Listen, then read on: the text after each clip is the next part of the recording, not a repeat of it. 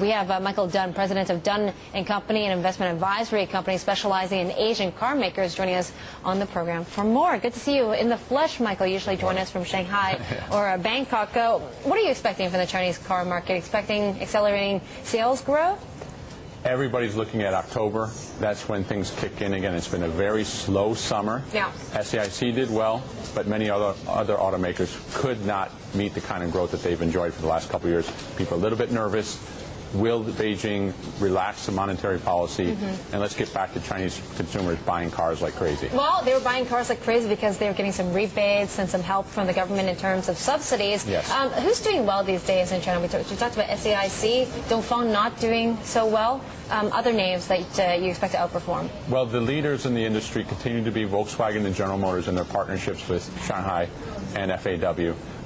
Companies coming up include Hyundai. Yeah. And among the Chinese automakers, there's a new story. That is exports. In addition to selling into the Chinese auto market, exports to markets all over the world are way up. Right. 60% this year, led by Great Wall, going to markets not only like Vietnam, Indonesia, Chile, but also, for the first time, Italy and Australia, where consumers are more discerning. Okay, well, maybe you can give us some differentiation between markets. What sells well in China? It's usually smaller, cheaper cars that families want to buy in China. That's true. Small car market is huge in China, but what makes China in particular really attractive to automakers is that Chinese are willing to spend big money on luxury cars, too. It's one of the largest luxury car makers in the world. Audi, for example, half of the A6 Audi sold worldwide are sold in China. So not only do you have an appetite for small cars, but the Chinese like to spend cash on luxury cars too. Audi does really well because you see a lot of government officials also in those big black sedans that Audi makes. Okay, so let me ask you about China going forward, because some are saying that there's a lot of glut in the system, shall we say, because everyone's betting the farm right now on China. You're moving a lot of your plants and production over.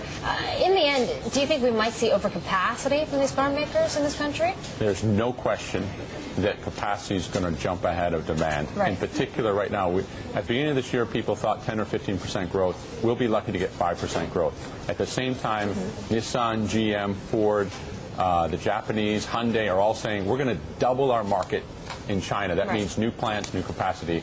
By 2015, the number is up to 30 million units in capacity, 25 million in demand.